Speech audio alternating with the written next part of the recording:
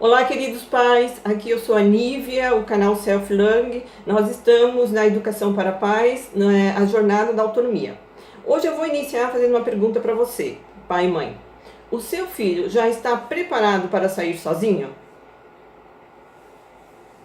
Então, para que você consiga dar essa resposta, a gente vai precisar ver alguns aspectos. Se vocês aplicaram, os conhecimentos das aulas anteriores, uma aula que eu falei sobre saber ler o filho, né? Então aqui os pais já teriam algum parâmetro para dar essa resposta com mais certeza e exatidão, né? Porque a leitura do filho é muito importante. Mas para dar essa resposta, né? Então assim, a gente tem que considerar alguns aspectos. Primeiro, que para o filho estar preparado ou não para sair sozinho, está relacionado a alguns aspectos que nós vamos ver aqui.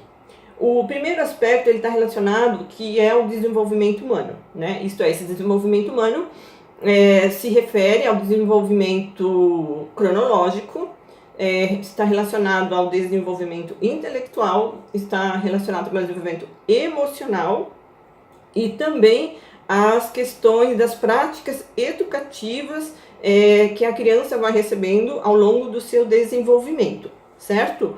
Então, assim, a primeira questão também que os pais devem considerar para começar a responder essa pergunta seria a seguinte: primeiro, o pai e a mãe, né, o casal, a família, tem os parâmetros, já tem uma coerência em relação a esse quesito? Né? Essa é uma questão também importante a ser respondida. Uma outra questão é se o filho de vocês foram educados, né, ao longo do seu desenvolvimento, se ele está recebendo uma educação para conviver com os outros, para conviver em outros ambientes, ser um cidadão e ir se responsabilizando pelos seus atos. Uma outra questão, né, também está relacionada que esse processo de ficar sozinho em outros ambientes vai pedindo da criança, né, condutas adequadas a esses ambientes. E essas condutas, elas são adequadas, né, também de a criança e o adolescente e o jovem não prejudicar a si mesmo e não prejudicar os outros e muito menos também o ambiente em que ele está vivendo, né? Então, assim, de 0 a 10 anos de idade, por exemplo, a gente vê que a criança ainda ela sai com os pais, né? Então, ela vai nas festas com os pais, ela vai para a escola que os pais escolheram. Então, assim, os ambientes que a criança começa a frequentar nessa faixa etária são ambientes ainda escolhidos pelo pai, né? Pelos pais, pela família. Então, a criança aí não tem muita autonomia da escolha de onde ela quer estar e também muito com quem ela está. Então, assim, o que acontece aqui nessa faixa etária de 0 a 10 anos, por exemplo, a criança ela já fica sozinha em alguns ambientes. Vamos ver que ambientes pode ser isso. A escola, ela já vai em aniversário de amigos, né? Ela pode visitar os amiguinhos já, né? Então, assim, ali... Eu estou contando aqui com a criança já quando está na escola, ali a partir, né, dos 4, 5 anos que ela começa a já ter os convites para aniversário, enfim, para brincar na casa do amiguinho, do vizinho, e o tempo também que a criança fica na escola. Então, assim, os pais têm um bom parâmetro aqui para saber como a criança está lidando com as práticas educativas, por exemplo, de se comportar nesses ambientes, né? Também sempre lembrando que a criança não pode prejudicar ela mesma e também não pode prejudicar os outros em nenhum ambiente que ela está vivendo. E também se ela vai se responsabilizando, né, dentro da medida da idade dela, pelas coisas também que vão acontecendo e tomando consciência, né, das atitudes dela nesses ambientes. Então, assim, aqui o pai começa a ler o filho já. E é bom que ele leia, porque aí ele começa a ter parâmetros para dar os feedbacks educativos, né? O que é um feedback educativo? Um feedback educativo não é uma crítica, certo? O feedback educativo é a linguagem do coração. Isto é, o pai vai falar para a criança dos seus sentimentos, como ele se sentiu, né? Em relação a algumas coisas que aconteceram.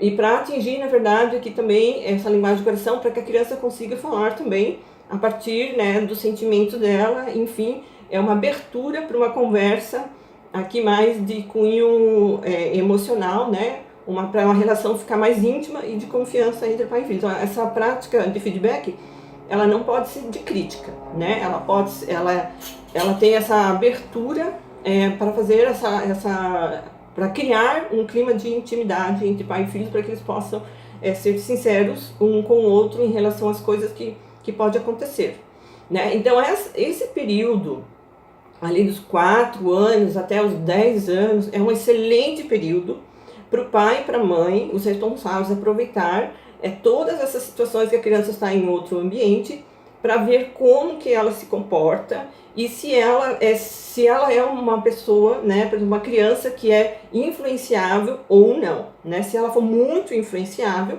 isso tem que ser corrigido. Aqui a gente lembra sempre aquela historinha do pegar um piolho, né? Então, assim, a criança vai para um outro ambiente, sem piolho, ela pode vir com piolho para casa, né? Então, aí cabe à família, os pais limparem esses piolhos. Claro, é uma analogia aqui, mas é mais ou menos isso. Essa criança está em outros ambientes, ela sempre vai trazer coisas também de outros ambientes e vai levar coisas do ambiente dela para esses outros lugares.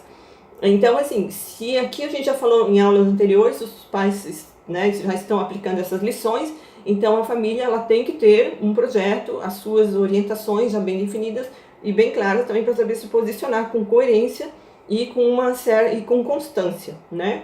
Porque quando a gente fala aqui em disciplina, a gente está falando de disciplina de qualidade, e não aquela disciplina autoritária. A disciplina ela tem que ter uma conotação de qualidade, de constância, de coerência por parte dos pais. Se um dia pode, outro dia não pode, conforme também o humor, ou a felicidade, ou a infelicidade, ou as coisas que acontecem na vida dos pais, dos adultos, então a gente não está contribuindo para uma personalidade adequada, né, da criança, do filho.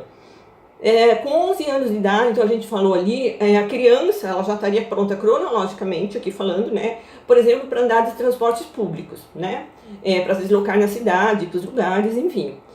Claro que quando a cidade é segura, né, a gente tem algumas cidades que são mais seguras e outras cidades aqui no Brasil que não são tão seguras assim.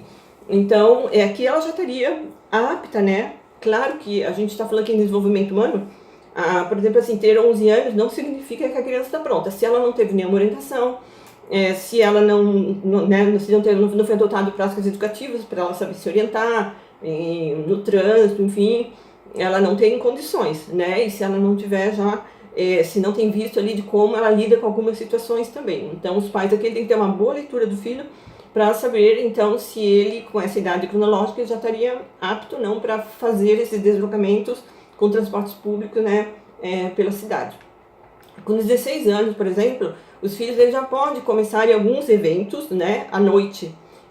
Então aqui, por exemplo, assim, os pais vão permitir, mas assim, ainda com aquele horário de voltar, né, e tendo a certeza também, os pais vão liberando os filhos, quando os pais também se sentem seguros, né, por exemplo, que o filho vai rejeitar, né, por exemplo, ofertas de drogas, de bebidas, de sair para outro lugar com outras pessoas, né, que ela conhece ou até que não conhece, enfim. Então, assim, se os pais se sentem seguros que o filho vai atender, né, essas regras, esses pedidos, então os pais podem já à noite, a criança ali, o adolescente, ele já pode começar a sair, né, até meia-noite, por ali estabelecendo um horário, 1 hora, enfim, em outros ambientes noturnos, né.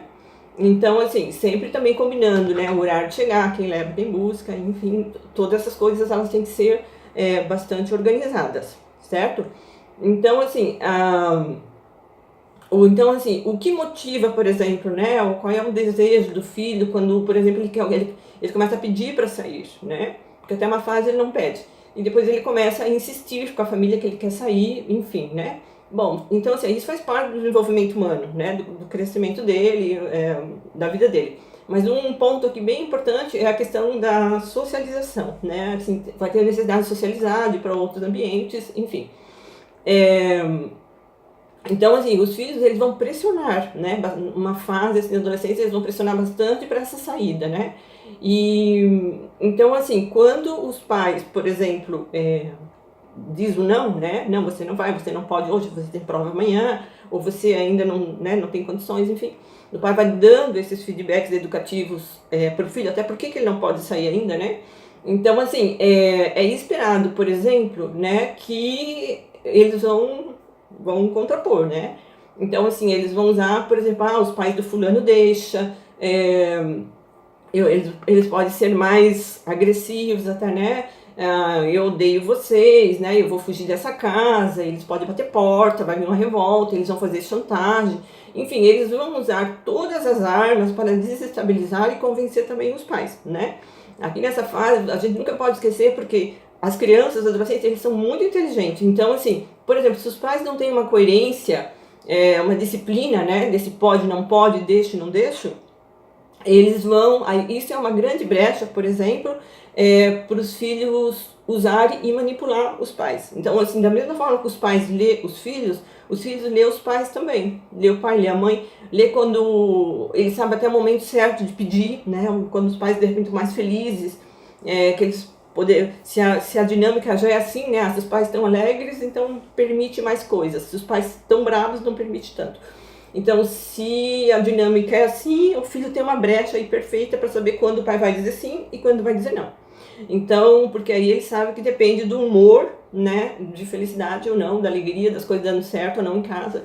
Vai depender disso e não de uma disciplina que a gente chama aqui a disciplina adequada, com coerência, com constância, né, e no sentido de, por exemplo, de uma prática educativa mesmo, né. Então, assim, os pais vão ter que suportar aí essas coisas, né, por uma fase. Então, então eles vão ter que ter tolerância, né, aguentar essas birras, esse choro, saber manejar essas situações com bastante firmeza e com bastante limite daquilo que a família tá colocando, né, do que a família pensa sobre esse aspecto da saída. Aqui no Brasil eu vou falar um pouco, tá? Eu devo fazer uma leitura aqui, por exemplo, da maioridade civil, né? O que é isso, né? Então é a idade mínima definida, por exemplo, uma lei que aqui no Brasil para que uma pessoa possa começar a usufruir de seus direitos, de suas responsabilidades pelos seus atos. No Brasil ela é atingida a partir de 18 anos de idade, tá? E a maioridade civil significa, por exemplo, a capacidade da pessoa ter perante a lei de ser responsável por suas decisões, direitos e obrigações. A definição de uma idade mínima para que o indivíduo possa adquirir os seus direitos civis se baseia na necessidade de que exista maturidade intelectual, física e o complemento aqui emocional para que a pessoa possa ser responsável por alguns atos já da sua vida. Né? Então, assim, com essa maioridade civil, a pessoa passa a ter plenos direitos sobre as suas decisões, e isso reflete tanto no exercício de direitos como no cumprimento de obrigações, né? Então, assim, atingindo a maioridade civil, né? Então, assim, o cidadão ele pode agir já por conta própria, sem necessidade da autorização aqui dos seus pais ou do responsável. Ele pode tirar carteira de habilitação, ele vai fazer compra, ele vai fazer venda de imóveis e também ele já pode casar, né? Então, essa maioridade civil, ela traz deveres, como, por exemplo, a obrigatoriedade de votar, por exemplo, numa eleição, né, também. Então, assim, por exemplo, né, aqui, fala que, por exemplo, assim, com a publicação de um novo Código Civil, né, em 2002, essa maioridade civil no Brasil passou a ser a partir dos 18 anos, né? Então, a gente vai ver algumas coisas aqui, por exemplo, como o artigo 5º também do Código Civil diz que a menoridade cessa, né, aos 18 anos completo, quando a pessoa fica habilitada à prática de todos os atos da vida civil. Então, assim, ainda de acordo com o artigo 5º do Código Civil, essa maioridade civil pode ser alcançada através de algumas condições especiais, como, né? Então, ela pode, que não seja aqui pela idade agora. Então, assim, por exemplo, pelo casamento, né? Por emancipação, né? Que só é permitida a partir também dos 16 anos. Então, então o que ela consegue a partir dos 16 anos? Pela colação de grau do ensino superior, pelo exercício de um emprego público em caráter já efetivo, né? ou por relação de emprego que já garanta o seu sustento. Isso aqui tudo a partir de 16 anos ele consegue se emancipar. Então, assim, a maioridade civil pode ser adiantada, né? Então, por essa emancipação, né, do jovem a partir dos 16 anos, com que eu citei acima, como pode acontecer também pelas situações de autorização dos pais ou de uma decisão também judicial, certo? Então, assim, o que é importante ficar claro aqui, pais, é que a gente até tem lei, né, referente a essas questões no Brasil, mas assim, a questão aqui é que isso não acontece da noite para o dia, tá? Assim, fez 18 anos ou se emancipou com 16 anos, que está apto intelectualmente, emocionalmente, de dar conta de tomar decisões e de ser responsável pleno por essas decisões, né? Então isso é um processo, tá? Isso é um processo que é responsabilidade da família, né? Das suas práticas todas educativas em relação a isso, em estar preparando a criança, estar preparando o adolescente para essa maioridade que ele, né? Quando ele completar os 18 anos ou 16 se ele for emancipado. Então, assim, cabe à família, isso tem que ficar bastante claro, fazer essa jornada de preparo até essa idade de 18 anos. Então, assim, isso não existe uma mágica. Por si só também, por chegar com a idade de 18 anos e dizer agora eu tenho 18 anos, né, eu também dou conta da minha vida, a gente sabe que, por exemplo, a idade emocional pode não estar, a emocional e a intelectual, estar, por exemplo, alinhada com essa idade de 18 anos, né? Então, embora ele já estaria apto, né? Então, mas tem algumas condições que por falhas de práticas educativas ou por questões ali, alguns transtornos emocionais ou por umas questões de déficit intelectual, pode interferir, né? Nessa questão aí. Então, a gente tem a falha na prática educativa, questões de transtornos emocionais, temos déficits intelectuais, né? Então, assim, toda essa questão aí, elas precisam ser consideradas e elas têm que ser levadas muito a sério, né? Porque depois o adolescente vai estar dirigindo, está colocando a vida dele em risco de outras pessoas, ele está tomando decisões, e aí a gente tem que estar bastante atento com esse novo cidadão aí que nasce, né, para a sociedade de uma forma de direitos e deveres, né, civis. Então é isso aí, pais, né, fiquem ligados, compartilham esse vídeo e até o próximo, então.